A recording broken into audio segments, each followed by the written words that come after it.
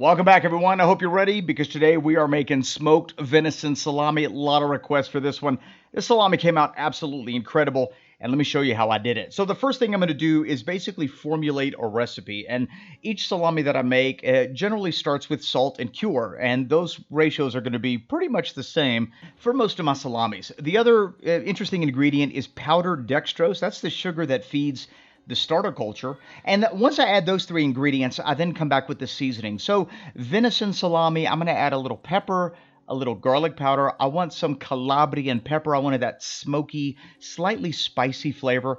And we're going to add some herbs. In this case, I'm going to use an herb that goes well with deer, and it's rosemary. So I put that rosemary in my spice grinder and went ahead and powdered it up. And I'm going to add that to the spice mix, and that's what we're looking for. That's basically how I formulate a recipe. And just to have a little acidity, I'm going to add a couple tablespoons of some red wine, and we're going to set that to the side. The next thing I'm going to do is get together my starter culture. I'm using Flavor of Italy. It's my absolute favorite starter culture right now. And roughly you're going to use about a half a teaspoon for every 5 pounds of meat that you're going to make. Mix that up and let that rehydrate for 30 minutes. And then finally, we're going to get our casings ready. We're going to let that soak for a bit. So I'm just using 61 millimeter, not too thick, not too thin. This size will normally take roughly about 60 days, give or take, depending on the conditions. So I'm going to let that hydrate in some lukewarm water. And now we have our venison. A friend of mine called me, told me he had some venison that's been marinating in some Worcestershire sauce in his freezer, and he wanted to know if I can make salami out of it. And I thought, you know what, that might add an interesting flavor. I've never really made salami with a marinated meat before, so this will be a first. In addition to the venison, we're going to be using pork back fat. But when you make venison salami, you could use a combination of pork and venison, or you could do all venison. It's really up to you. And I'm going to grind the fat through a 10 millimeter plate, and then I'm going to come back and grind the venison itself through a 6 millimeter plate. And then I'm going to combine the fat and the protein together. Now, you want to make sure that it is super cold. That's one of the critical elements when making salami. You want to make sure that your meat is below 35 degrees. Right here, I'm at about 32, 33 degrees. And I'm going to begin to add my seasonings. And there's really nothing too complex. If you've seen any of our salami videos, the process is generally the same regardless of the version that you're making. Now today's going to be exciting because we're going to be cold smoking it, but notice I've added my wine, my starter culture, and I'm going to begin to mix. And I'm going to begin to mix this really cold mincemeat until it starts to get incredibly tacky. And once it does that, once it starts to really stick to my hand, we can stuff this into our casings, which at this point have been well hydrated.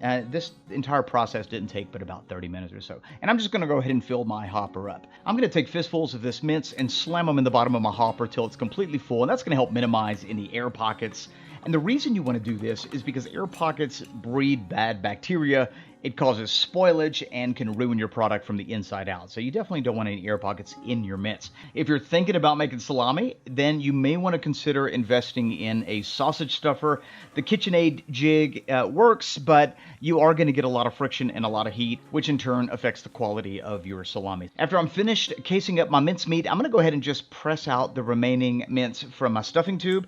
And this is what I'm going to use to test the pH. I'm just going to wrap it in some cellophane, place it in my fermentation box alongside of my venison salami, and when it's time to test the pH, that's what we're going to pull out. As far as the salami goes, to finish the preparation, all we're going to do is with a sausage pricker, we're going to prick that salami, making sure there's no external air pockets, and we're going to go ahead and weigh it. And what I'm looking for is a 40% weight loss from the actual weight. So as I'm weighing this on my scale, I record that weight as the actual weight, and I subtract 40% from the actual weight, and that's going to be my target weight. And once this salami hits its target weight, then it's time to pull from the chamber and then cut it open. You'll see that at the end of the video. And that's what we have here, my actual weight and my target weight. And now let's go ahead and put this in our fermentation chamber. In order to control my fermentation chamber, I've got two controllers. One controls the temperature, one controls the humidity. That's the blue one right there. The temperature, as you can see, is currently set at 85 degrees Fahrenheit. For this particular starter culture, that's where I want my temperature to be. And for the humidifier, it's set at 90%. And that little light indicates that my humidifier is on. And let me show you what it looks like inside the chamber, and this chamber can literally be a box. It could be an ice chest, and in this case I'm using a smoker because we're going to be cold smoking our salami. But if you aren't going to be cold smoking, you could use whatever you want. The controller that controls the temperature is plugged to a 100-watt light that turns on just like that whenever it needs to raise the temperature. Once it gets to that target temperature, 85 degrees, then that light turns off and it maintains that nice warm environment. This is my humidifier. As you can see, it's currently on, and that's going to maintain a very high humid environment. And while that's fermenting, we're going to go ahead and throw some smoke in there. And I'm using a cold smoker by Smoking It. It's called Bella's Cold Smoke Generator. And if you want to see a little bit more about it, you can check out that link in the top right hand corner. And what I'm using right now is a combination of pecan and applewood pellets.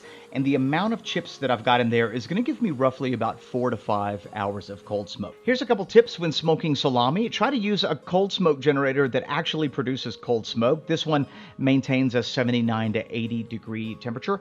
I like to smoke at night because it is a lot cooler, and I like to smoke during the fermentation stage. That way it all happens at the exact same time, and that meat can really absorb that smoke. So those are a couple little tips when it comes to smoking your salami. Now we're going to go ahead and close it off, allow it to finish smoking and finish fermenting, and about 15 hours later, we're going to open it up and test the pH. Now notice the color change that happened over the last 15 hours. This is in part to the starter culture that we use. Flavor of Italy produces incredible color, extraordinary aroma, and you're going to notice that your texture is greatly firmed up.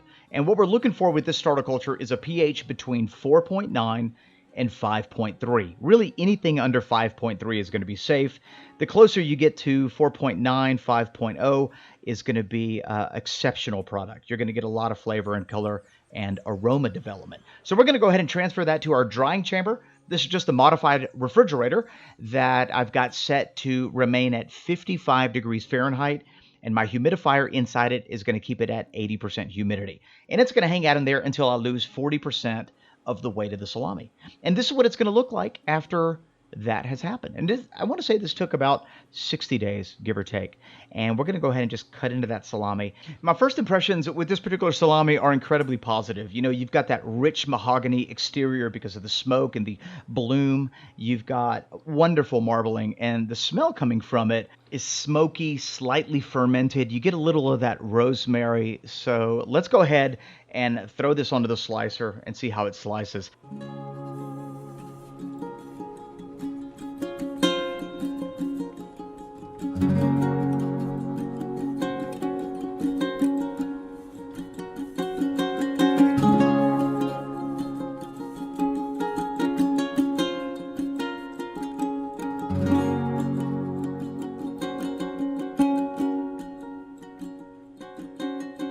Time to taste this smoked venison salami. This thing was hung to dry, lost 40% of its weight.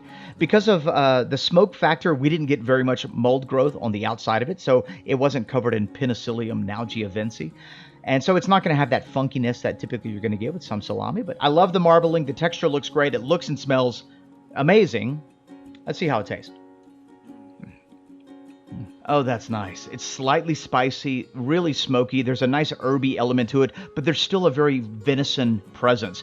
And what I'm really enjoying is the flavor that the starter culture imparted on to the salami. It's got just a wonderful fermented flavor. Imagine a Slim Jim, but a million times better. And that's how we made smoked venison salami. If you have any questions about this project, ask them in the comment section below.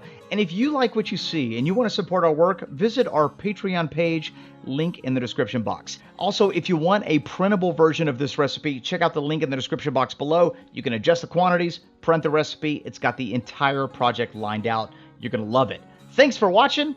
We'll see you in the next one.